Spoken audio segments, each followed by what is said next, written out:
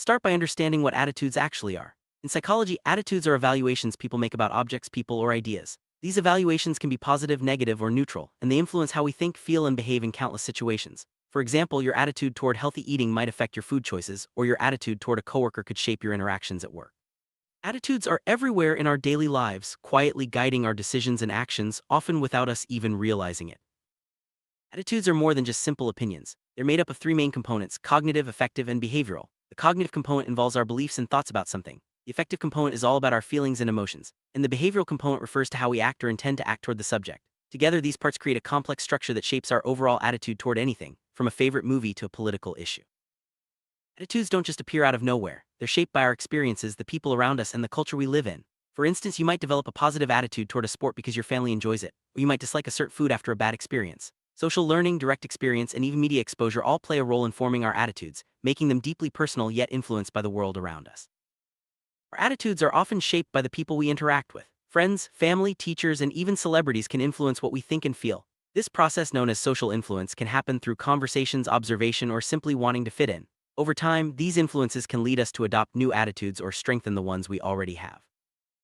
Sometimes our own experiences have the strongest impact on our attitudes. For example, if you try a new hobby and enjoy it, you're likely to develop a positive attitude toward it. On the other hand, a negative experience can lead to a lasting dislike. These first-hand encounters are powerful because they're personal and memorable, often shaping our attitudes for years to come.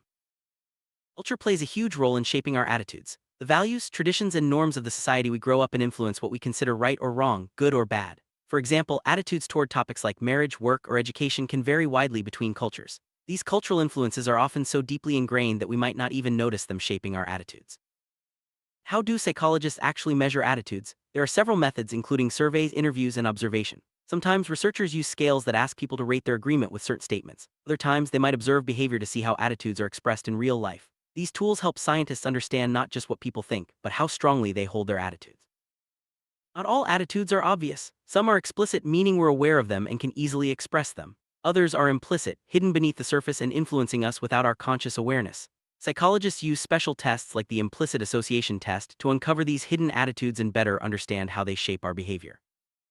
One common way to measure attitudes is through attitude scales. These are questionnaires that ask people to rate their agreement or disagreement with a series of statements. The Likert scale, for example, is widely used in research and helps quantify how strongly someone feels about a topic. These scales make it easier to compare attitudes across different groups and situations.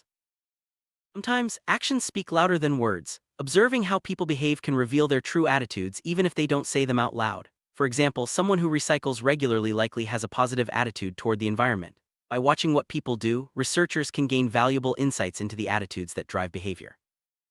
Attitudes aren't set in stone, they can change over time. This process is often influenced by new information, experiences, or persuasive messages. For example, learning about the health benefits of exercise might shift your attitude toward working out. Understanding how attitudes change is key to fields like marketing, education, and public health. Persuasion is one of the most powerful tools for changing attitudes. Advertisers, politicians, and even friends use persuasive techniques to influence what we think and feel. Persuasion can happen through logical arguments, emotional appeals, or simply repeated exposure to a message. The more convincing the message, the more likely it is to change our attitudes. There are two main routes to persuasion: central and peripheral. The central route involves careful, thoughtful consideration of the arguments presented. This method works best when people are motivated and able to process information. For example, reading a detailed article about climate change might persuade someone through logical reasoning and evidence. Peripheral route to persuasion relies on superficial cues like the attractiveness of the speaker or catchy slogans rather than the strength of the arguments.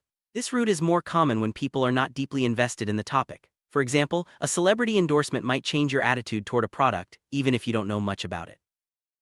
Sometimes we experience discomfort when our attitudes and behaviors don't match. This feeling is called cognitive dissonance. For example, if you value health but skip workouts, you might feel uneasy. To reduce this discomfort, people often change their attitudes or behaviors to bring them into alignment. This process is a powerful force in attitude change. Hearing a message over and over can make it more persuasive. This is known as the mere exposure effect. The more familiar something becomes, the more we tend to like it. Advertisers use this technique all the time, repeating slogans and jingles until they stick in our minds and shape our attitudes. Emotions play a huge role in persuasion. Messages that make us feel happy, sad, or even scared can be especially effective at changing attitudes. For example, public service announcements often use emotional stories to encourage healthy behaviors or discourage risky ones. When our feelings are engaged, we're more likely to be persuaded. Who delivers a message can be just as important as the message itself. We're more likely to be persuaded by sources we trust or see as experts. For example, a doctor's advice about health is usually more persuasive than a stranger's opinion. Credibility builds trust, making attitude change more likely. Not all attitudes are easy to change. Sometimes people resist new information or persuasive messages, especially if the attitude is deeply held or tied to their identity. This resistance can be conscious or unconscious, and it's a big reason why changing attitudes can be challenging, even with strong arguments or emotional appeals. Attitudes and behaviors are closely linked, but they don't always match perfectly. Sometimes people act in ways that contradict their attitudes due to social pressure or practical reasons. Understanding this link helps explain why people might say one thing but do another, and why changing attitudes doesn't always lead to immediate behavior change. Wrap up: attitudes are powerful forces that shape our thoughts, feelings, and actions. They're formed through experience, social influence, and culture, and can be measured in various ways. While attitudes can be changed through persuasion, repetition, and emotional appeals, some are more resistant than others. By understanding how attitudes work, we can better navigate the world around us and make more informed choices every day.